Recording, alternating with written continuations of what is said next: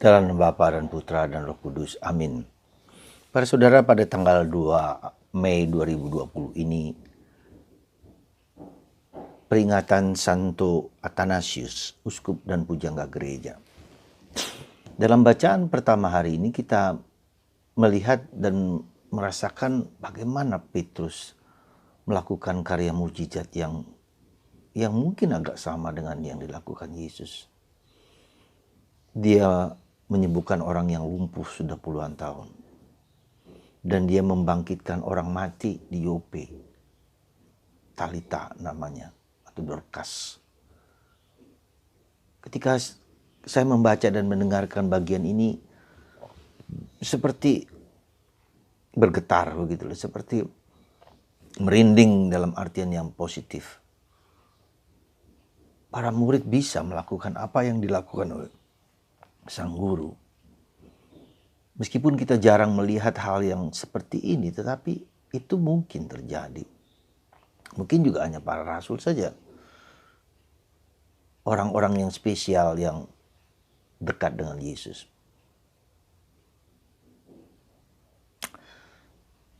Saya tidak tahu persis di zaman ini atau di zaman waktu kapan orang bisa melakukan seperti yang dilakukan oleh Petrus dan dilakukan oleh Yesus sendiri. Mungkin kita juga merasa terlalu sombong untuk bisa melakukan seperti itu. Dan juga tidak mau berbuat yang seperti itu. Maka seperti Petrus, dia ingin nanti matinya dia tidak layak, maka mati disalib dengan terbalik. Tidak ingin menyerupai guru. Dan ketika orang meminta yang seperti itu, mungkin juga dianggap kesombongan. Arogansi, kok bisa seperti itu. Jadi, tetapi itu baru refleksi pribadi saya sendiri, tapi saya hanya mengatakan mungkin juga bisa begitu. Jadi kita bisa mohon sesuatu yang demi kebaikan orang lain, demi kebaikan banyak orang, gitu kan. Bukan demi kebaikan kita, dan juga demi sesuai dengan apa yang Tuhan kehendaki bagi kita. Itu yang pertama. Yang kedua, dalam bacaan Injil hari ini, ketika Yesus mengajarkan tentang roti hidup, banyak orang Yahudi ditantang. Dan banyak orang yang meninggalkan Yesus karena kata-kata ini berat. Kalau kamu tidak makan dagingku, maka kamu tidak akan hidup. Kalau kamu tidak makan, tidak minum darahku, maka kamu juga tidak akan memiliki kehidupan kekal. Dan banyak orang meninggalkan Yesus, menantang mereka, apakah kamu juga akan meninggalkan aku? Maka Petrus mengatakan, kepada siapa lagi kami akan pergi dan mengikuti? Maka Yesus mengatakan, perkataanku adalah perkataan dalam roh dan kebenaran. Saudaraku yang terkasih dalam Kristus, semakin kita mendengarkan sabda Allah, semakin kita merenungkan hidup kita, semakin kita menghayati hidup rohani kita, maka sebetulnya yang dituntut oleh Yesus adalah suatu keseriusan, suatu komitmen dalam untuk mengakui, untuk mengimani, untuk menghayati kata-kata Yesus sebagai satu roh dan kebenaran. Dan bagaimana itu sebetulnya terjadi? Bagaimana itu bisa seperti itu? Ya, salah satu indikasi yang mungkin yang boleh saya sampaikan adalah orang semakin mencintai sabda Allah. Orang semakin menghayati sabda Allah. Orang semakin bukan hanya mengerti dan mengenal, tapi menghayati.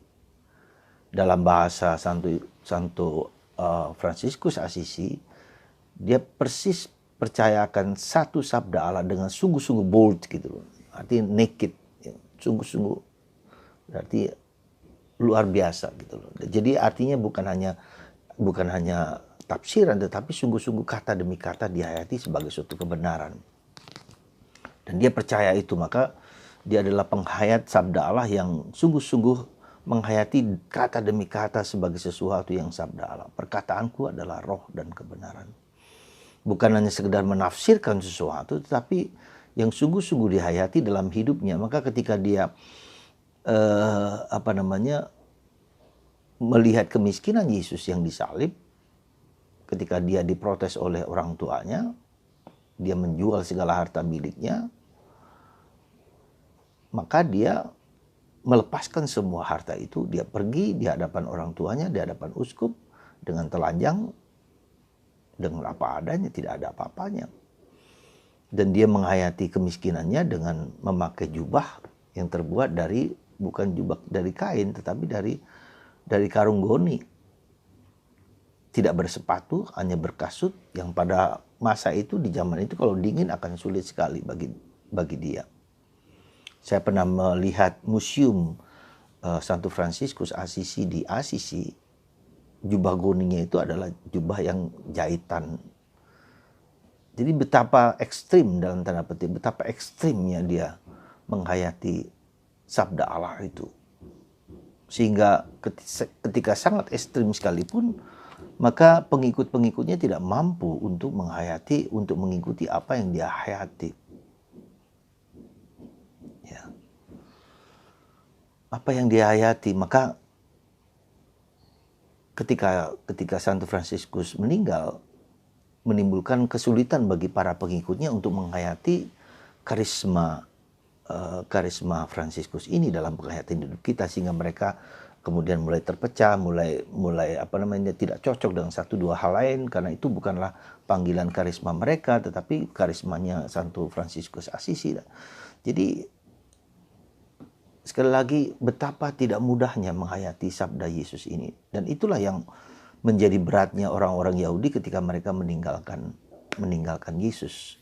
Maka Yesus menantang para rasul, apakah kamu juga akan meninggalkan aku? Dan Petrus sebagai wakil dari para rasul, kepada siapa lagi kami akan ikuti pergi? Dan ternyata memang setelah Pentakosta, para rasul juga mengalami apa yang sungguh-sungguh ia alami. Hampir semua menjadi martir, ya, kecuali Yohanes pengarang Injil. Dia mati karena usia tua. Ya. Tetapi itulah akhirnya konsekuensi mengikuti Yesus menjadi konsekuensi yang ekstrim. Mau mati bagi Kristus. Dan saudaraku terkasih, kalau dikatakan Yesus, perkataanku adalah perkataan roh dan kebenaran.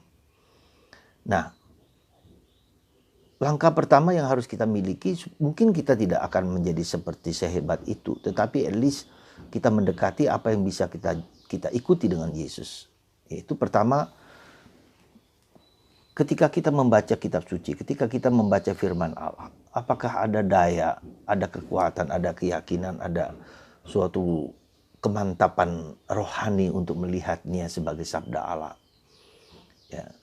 Ada getaran yang dimana kita merasa ini adalah sungguh-sungguh untukku berbicara bagi diriku sendiri. Ya. Itu yang mungkin perlu kita cek dengan diri kita sendiri. Apakah saya semakin mencintai sabda Allah? Apakah saya merasakan sabda itu adalah sabda yang hidup bagi diriku sendiri? Ya. Yang kedua, mungkin ketika kita melihat gambar atau patung, entah Bunda Maria, entah Yesus, ya, kita merasakan bahwa ada getaran, ada kehadiran dalam diri. Mungkin patung itu bukan hanya patung, tapi ada kehadiran Yesus di sana. Ketika kita merayakan Ekaristi, ketika kita merayakan kegiatan-kegiatan rohani, apakah kita merasakan Tuhan hadir di sana? Santa Faustina dalam tulisan suratnya mengatakan, dalam suratnya dengan jujur dia mengatakan, Tuhan, ketika aku menerima tubuhmu, aku melihat dirimu sendiri di dalam diriku. Tapi banyak orang yang tidak bisa melihat itu, tidak merasakan kehadiran itu. Maka Tuhan menjawab dalam conversation pribadinya, ya memang hanya kepadamu saja, ya, aku berbicara dari hati ke hati, ya, dan engkau bisa merasakan kehadiranku, ya. Tetapi itu bisa terjadi ketika tergantung dari iman seseorang, tergantung dari penyerahan hidup seseorang, tergantung dari sikap batin seseorang, ya. Dan itulah yang kita mohonkan di masa Prapaskah ini. Karena untuk bisa sampai kepada pengalaman memahami, menyadari kehadiran Tuhan di dalam Ekaristi, di dalam kehidupan sehari-hari, di dalam kenyataan sehari-hari, itu adalah bahwa rahmat Tuhan. Tergantung intervensi Tuhan, tergantung kehendak Tuhan, tergantung Tuhan yang berbicara kepada kita. Tuhan sendiri yang memberikan rahmat kepada kita sendiri. Dan itulah Paskah. Paskah adalah intervensi Allah. Rahmat Allah. Dia mau datang kepada kita, memberikan rahmat kepada kita.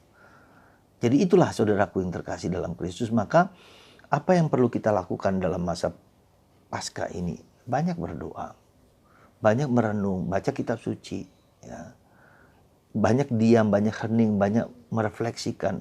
Sehingga lama-lama kita bisa merasakan kehadiran Tuhan dalam roh itu yang mengendaki saya berbuat A, B, dan C, ya, dan mengikutinya.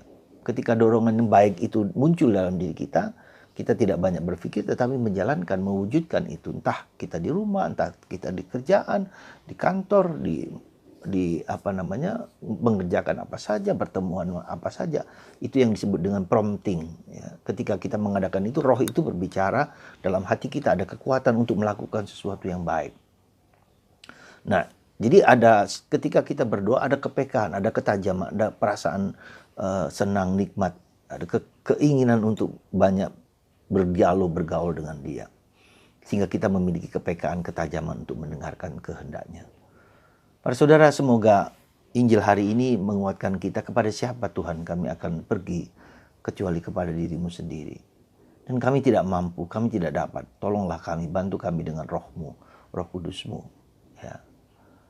Kami mohon rahmat-Mu supaya Roh Kudus itu datang kepada kami dan memberikan kekuatan kepada kami. Supaya kami dapat mengenal kehendak-Mu, tajam mendengarkan kehendak-Mu. Semoga Tuhan memberkati Anda. Mari kita berdoa. Tuhan Allah yang Maha Kuasa, Engkau telah hadir dalam diri kami masing-masing dengan Roh Kudus-Mu. Bantu kami untuk mendengarkan sabda dan roh-Mu itu dalam diri kami. Sehingga kami dapat mampu untuk mengenalinya dan menguatkannya. Berkatilah anak-anak-Mu ini dan semoga Engkau menyembuhkan mereka yang sakit, menyembuhkan mereka yang terluka, menyembuhkan mereka yang punya kepedihan dalam hati. Semoga Tuhan memberkati lewat tangan hamba-Mu ini dan darah dan air mengalir dalam diri Anda semua dalam nama Bapa dan Putra dan Roh Kudus. Amin.